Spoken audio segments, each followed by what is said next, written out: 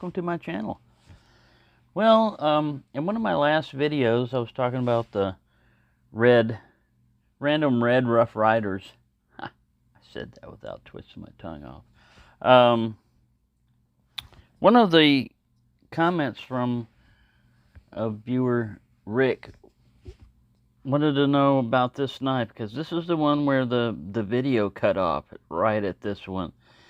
And I was talking about it, but I was talking about it with the video, with the camera off. And so when I started it back up, I realized it had messed up, but I didn't get into detail on that one. Now, what I did was I went back and looked, because I know I've reviewed this knife before, and it was 1 year ago. And guess what the video number is from 1 year ago? 102. So in 1 year, I'm on 800, and I think this is going to be 887 or something right now. So that's how many videos I've turned out in a year on knives. But anyways, because I've got so many videos, I'm breaking them down into basically, I've got some playlists, but they're basically like by brand and everything, you know. I haven't broken them down into like whittlers or, you know, stuff like that. I've got a bunch of different categories, so they can be kind of hard to find. So what you do is you go into the YouTube search and you type out Williams Knife Life, and then you can either type in a number, if you know the number, to pull it up and you can see that review, or you can type in like Whittler, which is what I did. I typed in Whittler and it pulled up all the different videos that I had on that. But what we have here, this model number is 302. It came in a blue box. I went and looked at that video again. Ow. It's got it's slick right here. You'd think you really have to pinch hard with it, but because it's got such a strong pull on it, it's really strong. There's no half stop on this, and then bam. The reason why it's so strong is because the blade is going off of 2 springs.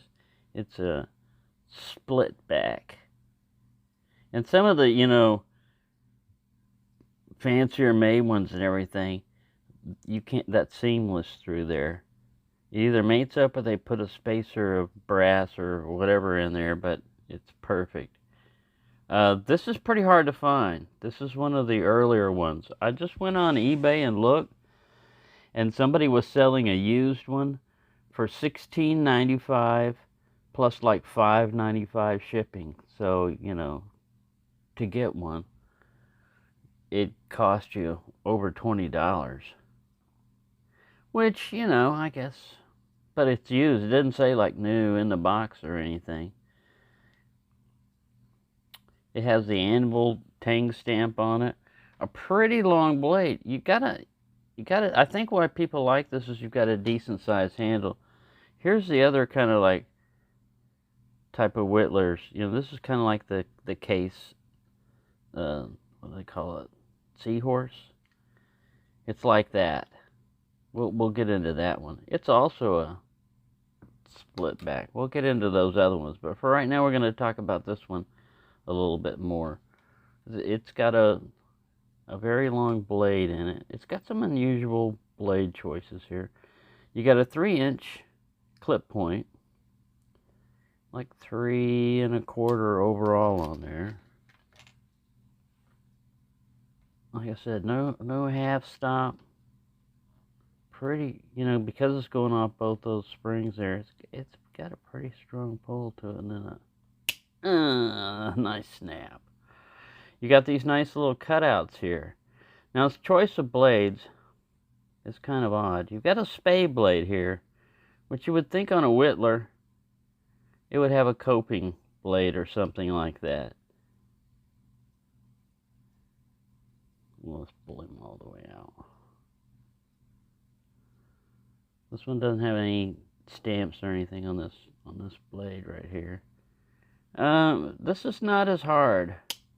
The pull on this, yeah, this is about like a 4 or 5. It's almost ideal for you know, the secondary blade. Wow, it snaps in good.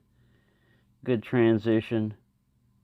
It's made pretty well. There's a little minor, you know, you're not paying too much, but look at that. They did that one pretty well. They made it up pretty well. Got a double stripe there. Red pick bone.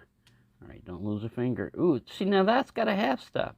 That's what's weird. The main blade doesn't have a half stop, but the secondary blades do. Let's go. Alright, let's go to this guy. I think he's a pin blade. Yeah, nice little pointy pin blade.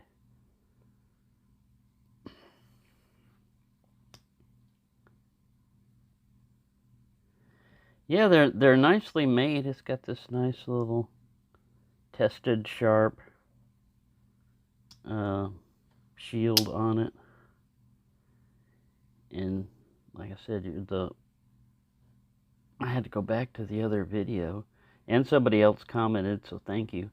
Anytime you see in a video, you know, like if I'm doing stuff and you say, I want to see that one in more in detail, just let me know, and I can usually refer you to, I can go find out which video number it is, and I can put links in a comment, you know, to link you right to it.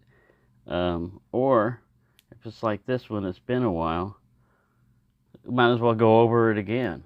Alright, so let's look at, I think these are both the same. Well, no, one's a little bit smaller, yeah, so let's get the length on the little penny blade here. 2 inches? Yeah, got about a 2-inch cutting edge there. Nice and pointy. This other guy, spay blade. Do some spaying action. Again, a little over 2 inches on its, 2 1/8 on its cutting edge. So you got some upswept stuff you can do. I mean, you got that also. It would seem like you would want something that's just straight, you know, like either a sheep's foot or something. Which leads me to the thing that most people I saw using as a whittler when I was a kid was a stockman. Just a regular stockman, you know, because it had multiple blades, it would do a bunch of different stuff. But these are things that are called whittlers. Now this is the Rough Ryder Reserve. It's not a split back. Let me see. Here's a marbles that's not a split back, but this one is. Right, this is Rough Riders, and this is marbles. The marbles one, really hard. You know, that's a pretty strong pull for a little blade there. I'd say about a 6. It locks in really solidly though.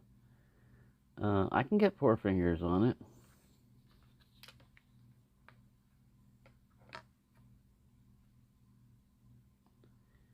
Three and a half inch handle there, closed.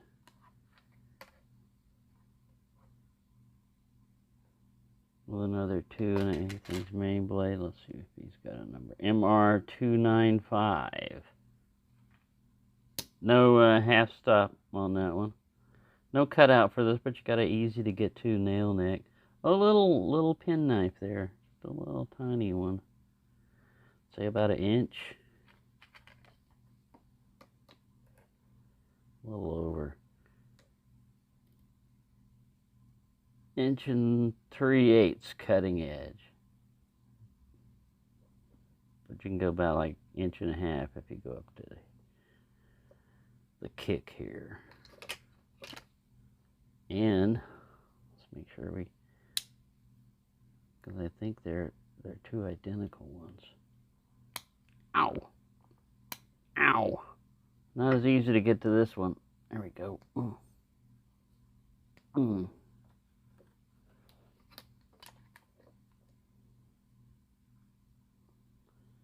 Yep, 1 3/4 inches. So that's that one. They call that a whittler. They call this guy a whittler too.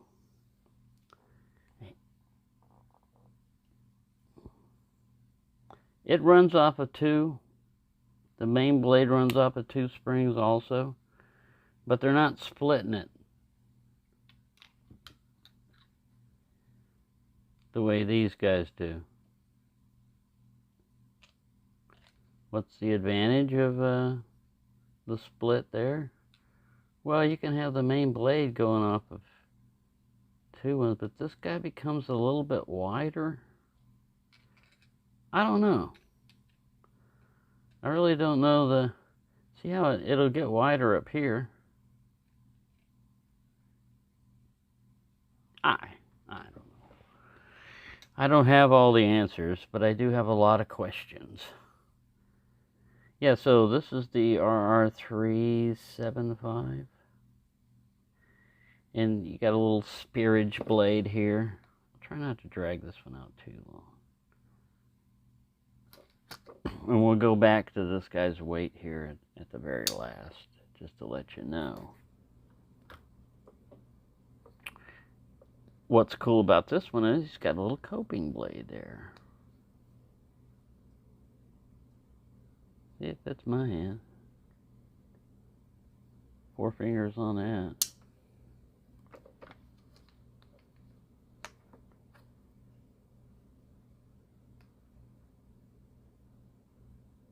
Like 3 3/8,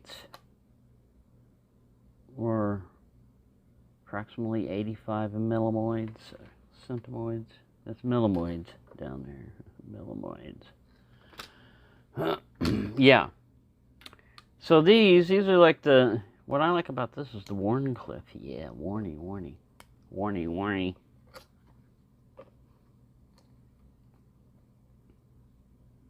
So you get a nice straight blade, 2 inches.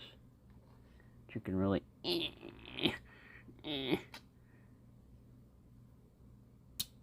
nice half stop. It has that split back too, but look how well that's done. You barely notice it. You can kind of feel a little bit of something there, something there. Then they go with the pin blades. They have a half stop. I think they're 2 the same thing. Yeah, kind of odd. Kind of odd doing that. Of course, the reserve, we started to look at him, but we didn't go all the way. It's in D2. Patow! I like that blade on there, man. Big spearage. Nice and thick.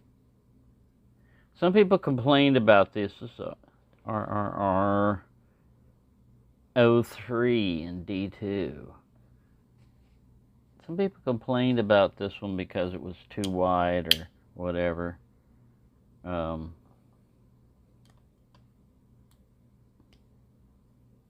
Nice blade there, nice half stop. I think this guy's got a coper, yeah, see? See, if you're working with wood, you would think wood and woodworking and whittling and everything, you would want like carpentry equivalent type of stuff.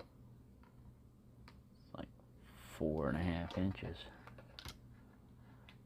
The reserve one is much heavier than this guy. He's also like 4.5 inches. All right, we've looked at those and the marbles. Now this thing, I got a while back, they call it a whittler. They call me the whittler. Hammer brand. It's got a good lock up when it gets to it.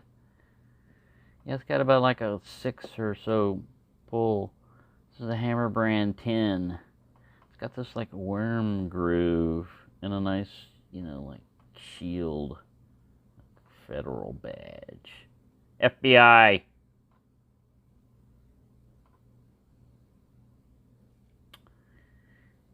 Yeah, you got like a sunfish kind of like blade on here.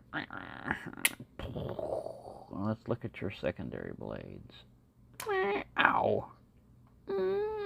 Pin blade. Boy, it locks up. You can get past all that bulbous stuff, maybe, and do some carving.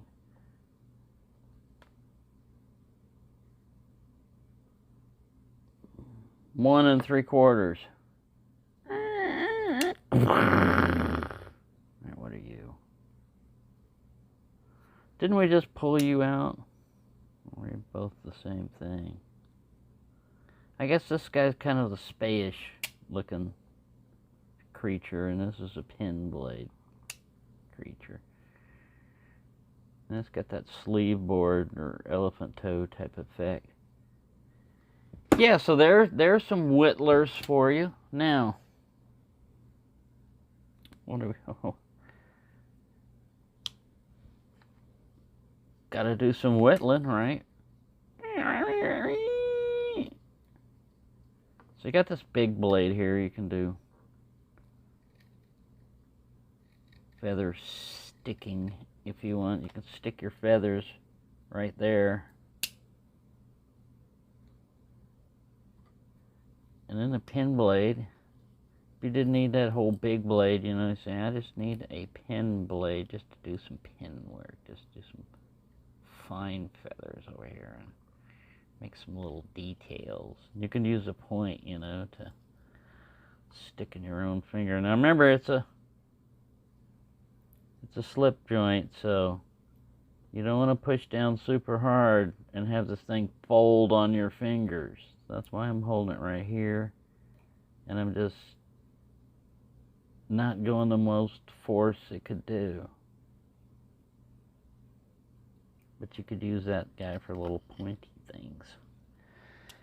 So yeah, if you could find one, I wouldn't go crazy with the price and everything. I wish they would bring them back, but you're basically getting a stockman without the sheep's foot.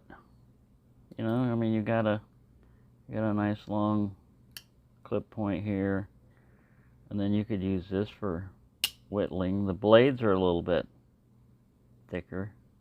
You know, a lot of times they want thinner blades so they can do finer detail. I haven't reached that skill level. And this guy over here is just one of the ones that Patty was telling me about. I've got the other one with the 2 blades, but he told me about this one that's available. One of 500. It's the single-bladed one. It's got a little bail here, which is pretty cool. And it's a single-bladed little sunfish. You could do some carving with this. Of course, you don't have the littler blades and everything. So, as far as like whittlers go, don't let the name stop you. You know, that it has to be, you know, something. You can take something as small as a peanut, you know, and use that as a whittler because it's got small blades, 2 small blades. But you get them suckers sharp. It's it's another one of those things where it's not so much the tool, but the person behind it that's using it, you know. If you got skills, you can work with almost nothing.